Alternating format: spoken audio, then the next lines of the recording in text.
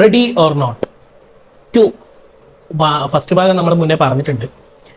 കിടിലം സിനിമ, ഒരു റിവെഞ്ച് മോഡലുള്ള അല്ലെങ്കിൽ ഒരു ചില സിനിമകളുണ്ട് ഒരു ഹണ്ട് മോഡലുള്ള, ഒരു ദ്വീപാണെങ്കിൽ അല്ലെങ്കിൽ ഒരു വീടാണെങ്കിൽ അങ്ങനെ എവിടെയെങ്കിലും ഒക്കെ കുറച്ച് ക്യാരക്ടേഴ്സിനെ കൊണ്ടിടുന്നു, അവരെ പോയിട്ട് ഹണ്ട് ചെയ്യുന്നു, പിന്നെ കുറച്ച് ഒരു ഫസ്റ്റ് ഹാഫ് ഒക്കെ കഴിയുന്നതിന് ശേഷം അവർ തിരിച്ചടിക്കുന്നു, റിവെഞ്ച് ചെയ്യും.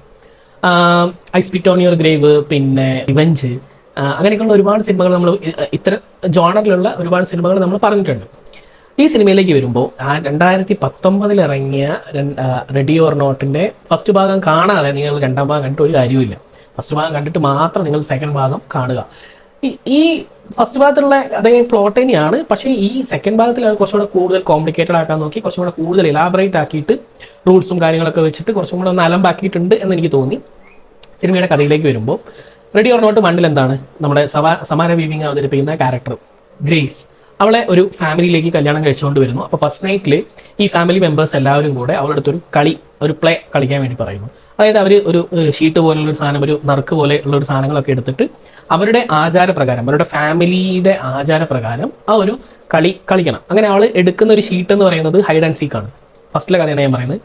ഈ ഹൈഡ് ആൻഡ് സീക്ക് എന്ന് പറയുന്നത് രാത്രി 12 മണി മുതൽ രാവിലെ സൂര്യൻ ഉദിക്കുന്നത് വരെ ഇവൾ ഈ പറഞ്ഞ വീട്ടിലും ആ വീടിന്റെ പ്രോപ്പർട്ടി മൊത്തമായിട്ടും ഒളിച്ചിരിക്കുക, ബാക്കിയുള്ള ആളുകൾ കണ്ടുപിടിക്കാൻ പോവുക എന്ന് പറഞ്ഞാൽ ഗണ്ണും വാളും കത്തിയും അമ്പും വില്ലും ഒക്കെ ആയിട്ടാണ് അവളെ കണ്ടുപിടിക്കാൻ വേണ്ടി പോകുന്നത്. അവളെ എങ്ങാനും കണ്ടു കിട്ടി കഴിഞ്ഞാൽ അവളെ കൊന്നുകളയും. അവള് സർവൈവ് ചെയ്ത് കഴിഞ്ഞാൽ ആ ഒരു ഫാമിലിയുടെ മെമ്പറായിട്ട് അവളെ എന്താ പറയുക വാഴ്ത്തപ്പെടും. അങ്ങനെയുള്ള കുറച്ച് കാര്യങ്ങളാണ്. പക്ഷെ അതിൽ ഒരുപാട് കാര്യങ്ങൾ വീണ്ടും അതിൽ കുറെ റൂൾസും കാര്യങ്ങളൊക്കെ തെറ്റുന്നു. അങ്ങനെ ആ ഫാമിലി മുഴുവൻ ഡിസാസ്റ്ററായി മാറുന്നു. അവിടെ മൊത്തമായിട്ട് അടിച്ച് പൊളിച്ച് തകർന്ന് ബോംബ് സ്ഫോടനമൊക്കെ ഉണ്ടാക്കിയിട്ട് അവള് ആ ഒരു കോറിഡോറിന്റെ താഴേക്ക് ഇറങ്ങി വന്ന ഒരു സ്റ്റെപ്പിൽ നിന്ന് സിഗരറ്റ് കത്തിച്ചിട്ട് ഇരിക്കുന്ന ആ ഒരു സ്ഥലത്താണ് സിനിമ 1 ഭാഗം അവസാനിക്കുന്നത്. 2019 2026 ഈ വർഷം ഈ സിനിമ ഇറങ്ങിയപ്പോൾ എവിടെയാണോ നിർത്തിയത്, അവൾ ആ ഇരിക്കുന്ന ആ ഒരു കോറിഡോർ ആ ഒരു സ്റ്റെപ്പിന്റെ മേലെ ഇരിക്കുന്നത് മുതൽ ആണ് സിനിമ സ്റ്റാർട്ട് ചെയ്യുന്നത്.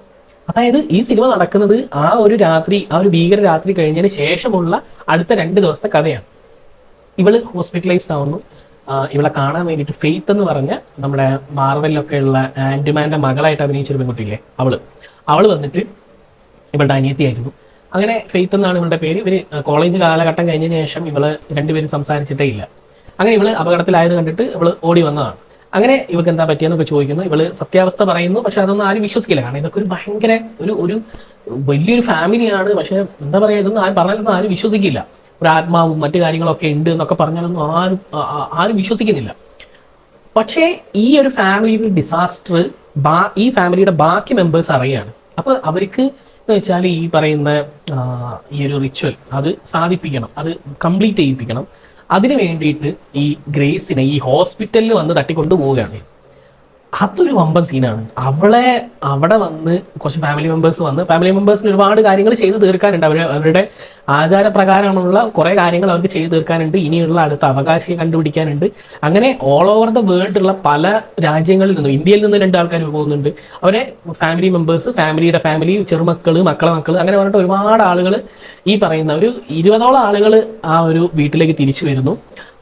അവർ തട്ടിക്കൊണ്ടു പോവുകയാണ് ഈ ഗ്രേസിനെ ഹോസ്പിറ്റലിൽ നിന്നും. ഫെയ്ത്തിന്റെ ഒപ്പം തന്റെ അനിയത്തിയെയും 2 പേരെയും കൂടെയാണ് തട്ടിക്കൊണ്ട് ഈ വീട്ടിലേക്ക് കൊണ്ടുപോകുന്നത്. അവിടെ വെച്ചിട്ട് അവര് ഈ പറയുന്ന കളി വീണ്ടും പുനരാരംഭിക്കുകയാണ്. അതും മറ്റൊരു ലെവലിലാണ് ഈ ഒരു ഗെയിം നടക്കുന്നത്.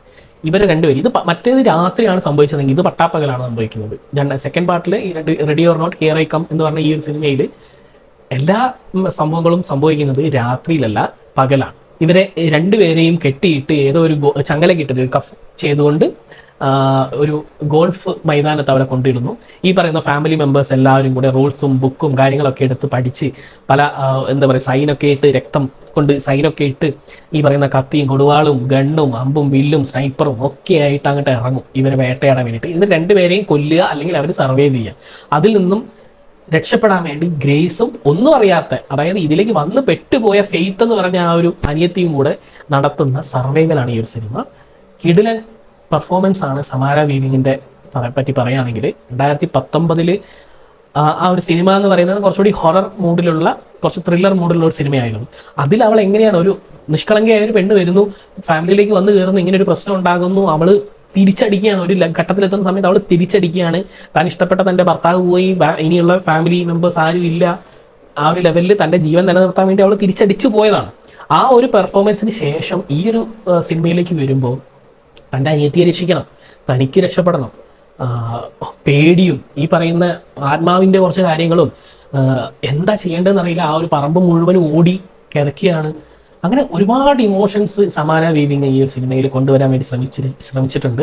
അത് അടിപൊളിയാണ്, അത് കിടലാണ്. അവളുടെ പെർഫോമൻസ് എടുത്തു പറയാതിരിക്കാൻ വയ്യ. നമുക്കാണ് 7 വർഷം ഈ സിനിമ ഇറങ്ങി 2019 കഴിഞ്ഞിട്ട് 2026 രണ്ടാം ഭാഗം ഇറങ്ങുമ്പോൾ 7 വർഷം നമുക്കാണ് ഒരു വലിയ ഗ്യാപ്പായിട്ടുള്ളത്. സിനിമയിൽ ആ ഒരു ക്യാരക്ടർ, അന്ന് ചെയ്ത അതേ ഒരു ക്യാരക്ടർ, അതേ ഒരു മോഡല്, അതേ ഒരു ഡ്രസ്സിൽ തന്നെ, അതേ ഒരു ദിവസത്തിന് തൊട്ടടുത്ത ദിവസം നമുക്ക് കാണുന്ന പോലെ രണ്ടും ഒരേ സമയത്ത് ചിത്രീകരിച്ചതാണെന്ന് തോന്നുന്ന രീതിയിലാണ് ഈ സിനിമയുടെ കണ്ടിന്യൂറ്റിയും കാര്യങ്ങളും വന്നിരിക്കുന്നത്.